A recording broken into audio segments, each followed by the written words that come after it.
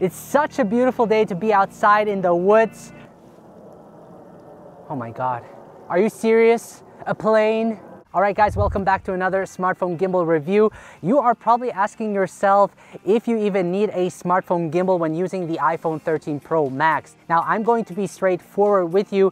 The iPhone 13 Pro Max has great sensor shift stabilization. You can create some smooth looking handheld shots with it, but when it comes to longer, complex movements, nothing beats a good gimbal. It not only makes it very easy to get these creative shots, but each gimbal comes with their own unique features, and my job, you know my job man, is to help you find the right one. I believe that every smartphone filmmaker should have a gimbal for their phone, since they are small, portable, and inexpensive compared to larger gimbals. In today's video, I'll be reviewing the Dji OM5 and show you how to set it up with the iPhone 13 Pro Max to get you started shooting great looking videos. Specifically, I will give you a quick overview of the gimbal, talk about the build and design, show you how to mount and balance the gimbal, introduce you to the basic button functions, shooting and operating modes. I'm also going to walk you through the DJI Mimo app and give you the best camera settings for shooting high quality video. Talk about some of the specific features the app offers and the behind the scenes of how I use the gimbal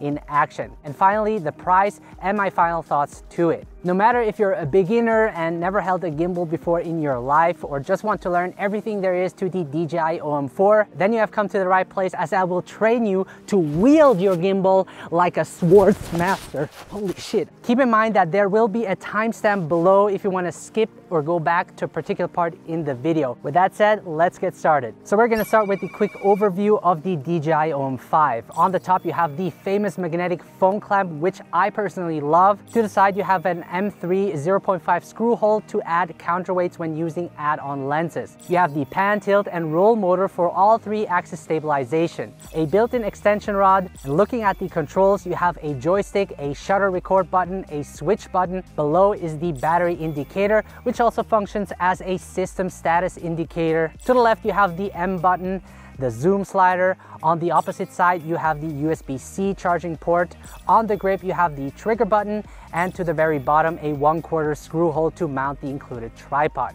As you can see, the buttons are well placed, allowing you to use the controls with one hand. So let's move on to the build and design. There have been some significant improvements compared to its predecessor, the DJI OM4. I like how they kept the magnetic clamp that allows for a quick setup. It is 100 grams lighter and about 30% smaller when folding the OM5 for easier storage. When folding the gimbal, you will have to remove the magnetic clamp, but I have it attached on my phone most of the time anyways. So the gimbal is strong enough and has a max payload of up to 290 grams. It can easily handle the iPhone 13 Pro Max, which weighs around 240 grams. The biggest change we see is the built-in extension rod that works like a selfie stick. It extends as far as 21.5 centimeters, which is a good distance for those that want to vlog and have more in the frame, but also for getting unique shots, which we will be looking at later. The included tripod is great to place it on a flat surface to record time-lapse. The gimbal feels high quality and is very well built. I do like the round shape of the grip, which kind of reminds me of the OM5 can operate up to 6 hours under ideal conditions with the gimbal fully balanced. Now let me show you how to mount and balance your phone with the OM5. To unfold the gimbal, rotate the pan and tilt axis clockwise as indicated to unlock it. Then unfold the gimbal as shown. Attach the magnetic phone clamp in the center of the phone. Make sure that the camera mark is pointed towards the camera of your phone. To attach your phone with the DJI OM5, align the marks on the phone clamp and the mounting plate. So the magnets will hold the phone and the gimbal together. It's super strong, so you don't have to worry about your phone falling off the gimbal. To power the gimbal, just press hold the M button and you're ready to rumble, my friend. To operate like a pro, you should learn the basic button functions of your gimbal. Most of the gimbals work similarly. The DJI OM5 just has a few buttons, which makes it easy to use. Let's look at what the M button does. When the gimbal is turned off, you can check the battery level by pressing the M button once. To power the gimbal, press hold the M button. When the gimbal is on, you can press the M button once to switch between the photo or video mode in the DJI Mimo app. You can put your gimbal into standby mode by pressing the M button twice. This way you can save battery, and to exit this mode, just press any other button. To start and stop recording, press the shutter record button once. This also works with the native camera app and Filmic Pro. Pressing the switch button once will change between the front and back camera when using the DJI Mimo app. Pressing the switch button twice will switch the phone between landscape and portrait mode. So this also works regardless of what camera app you are using. By the way, you can also adjust the phone by hand if needed, which I find super awesome. Now you can use the joystick to move and control the direction of the camera. The zoom slider can be used to obviously zoom in and out, but this only works when using the DJI Mimo app. When pressing the trigger button once, you can activate or stop active track, which also requires the DJI Mimo app. Pressing the trigger button twice will recenter the gimbal. All right, we made it till here. Let's continue. So when shooting videos with your gimbal, it can be helpful to know the different shooting modes and operating modes to get the shots you need. A lot of camera moves can be done handheld, but it takes a lot of practice and you are more likely to have camera shakes in your video. You don't want that, especially when the camera movement is complex. With a gimbal, it makes it much easier because you can use these modes and shoot more creatively. So first we have the follow and FPV mode. By pressing the M button 4 times, you can switch between FPV and follow mode. By default, when turning the OM5 on, it is set to follow mode. I use this mode most of the time because that allows me to create smooth pan and tilt shots that look natural in my video. When switching to FPV, all motors are unlocked and you can use this mode to record action-filled moments. Then there is the tilt lock, which only the pan axis follows. This is great for recording forward or backward motion where the subject is walking, for example, ensuring that the composition stays the same. Then to enter all lock mode, hold the trigger button. In this mode, the gimbal will not follow your hand movement. This mode is perfect for maintaining a straight shot while walking forward or backward. Next is sport mode. Pressing the trigger button twice and holding it will enable it. You will notice that the follow speed of the gimbal increases,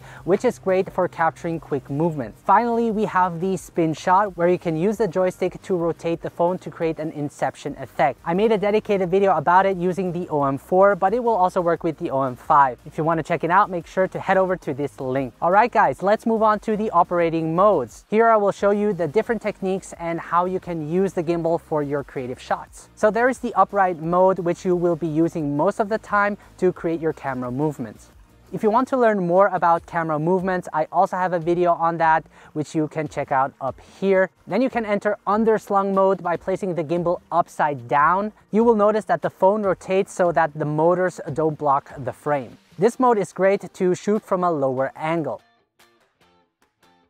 Then by simply rotating the gimbal 90 degrees, you will enter side grip mode, which can be useful for creating a slide shot. Last, you can use the built-in extension rod and adjust the angle to get into low position mode, which you can also use to shoot from a lower angle. So these were the 4 main operating modes. Try to be creative when using these modes, as there are many camera movements you can do with it. So if you want to access all of DJI OM5's features, then it's best to use the DJI Mimo app. As I say in all my videos, I personally like to use the native or Filmic Pro app as I'm most familiar with these, and I don't necessarily need those features. Now make sure to download the DJI Mimo app and have Bluetooth enabled so that you can connect the gimbal with your phone. Make sure to use the DJI Mimo app to update the gimbal to its latest firmware. Alright, so let's open up the DJI Mimo app. And it's going to automatically connect with the app. So this is the interface of the DJI Mimo app. On the top left hand corner, you can head back to the home. To select your device, just hit that camera icon. And right now everything is set to auto, but if you want to have full control over your camera, it's best to use the manual settings. So instead of auto, you're going to press the M button, and in here you can dial your camera settings. So ISO I usually keep as low as possible at 100, and when I set it that way, it's going to be locked, so no changes occur during the shoot. And I'm going to set my shutter speed double my frame rate. So because I know I'm going to shoot 4K 60 frames per second, I'm going to set it to 1/20. This way I will have that natural motion blur. Now, if you're filming in bright conditions, then you obviously have to crank up the shutter speed or use an ND filter to maintain that natural motion blur. Then you have exposure value.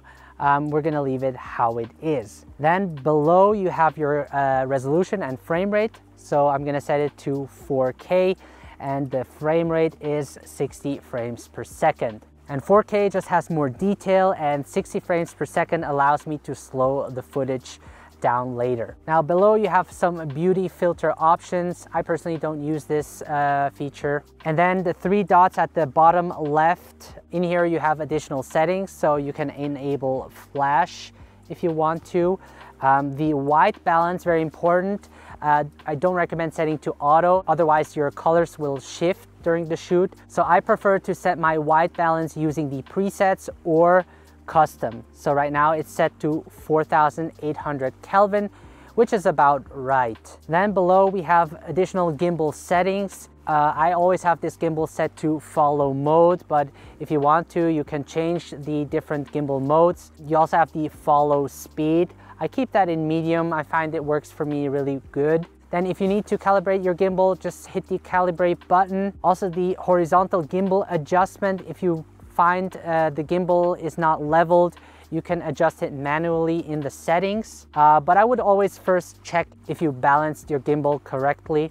So I'm gonna adjust it to make it horizontal. It's a little bit off because my tripod is not leveled. Then you can also use the M button to switch between photo and video mode. Now, I personally like to use the M button to open up the quick menu. This way I can head back to the DJI Mimo app, quickly select my video shooting mode, and then use the native camera app or Filmic Pro to shoot in that mode. If I press M, for example, I'm now in the quick menu, and I can quickly change between these gimbal modes.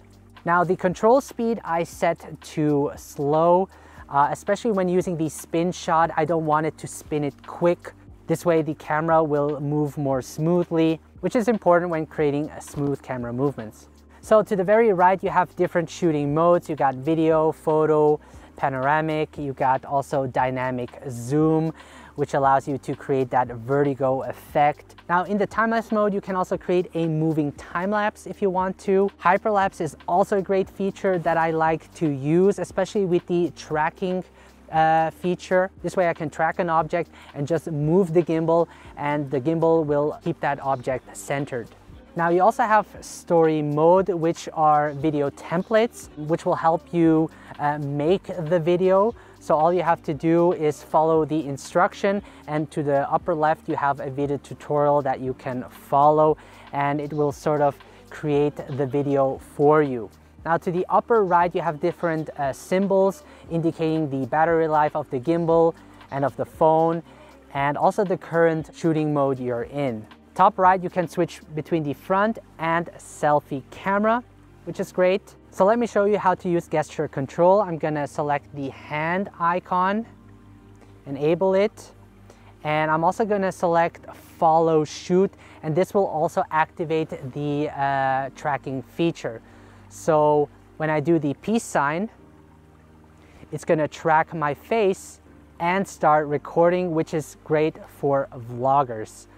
And when I put my hands up, it's gonna stop the recording.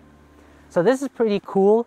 Now you can also activate smart tracking by pressing the trigger button once, and it will detect my face and follow it wherever I go. And it does a pretty good job at doing it. Now what you also could do is use your fingers to track an object or a person. So as you can see, by drawing a line on my face, it detects me and follows me. Now if you don't want to use the manual controls, you can also go with auto, but I suggest you lock your exposure. And to do that, you can just tap hold on the screen. As you can see, a box appears with the lock sign, which means the exposure is locked. And I can also drag down with my fingers to lower the exposure, which I recommend doing because the iPhone tends to overexpose the image most of the time. So the gimbal is priced at $170, which is one of the pricier gimbals, but considering the built-in extension pole, the magnetic clamp system, and the overall performance makes it worth purchasing. Now, vloggers will like this gimbal just because you have more range when extending the pole. This way you will fit more into the frame, and combining it with the tracking feature on the DJI Mimo app makes it convenient to vlog. Now with the extension pole, you also have more reach and can be more creative when you're shooting. Now I personally enjoyed using the DJI OM5, and this is certainly a gimbal that I will bring with me along the way. So guys, let me know what you think of the DJI OM5. Is that the gimbal you have been waiting for? Let me know in the comment section below. Now if you're new to my channel, make sure to subscribe, as this will help the both of us. Now if you're not part of the private smartphone filmmaking group, make sure to join, as you can share your work with others and get feedback. Now, before I end this video, I never really had the chance to thank you as a loyal subscriber. You may have noticed that we have reached 100,000 subscribers, guys, and I'm just blown away by it. And it truly feels amazing. I'm actually planning a special video, not sure when, but hopefully soon. Now, by the time this video is online, I'm probably on vacation for 2 weeks. Now, I will be taking a break, which means I won't be uploading a video next week. Oh my God. But I think it's important, this way I can refill my creative energy again and provide you guys with valuable content again. Once again, folks, I'll keep you updated. Stay safe. And by the way, I'll be leaving for Tenerife. It's gonna be awesome. So you guys take care, and I will see you the next time.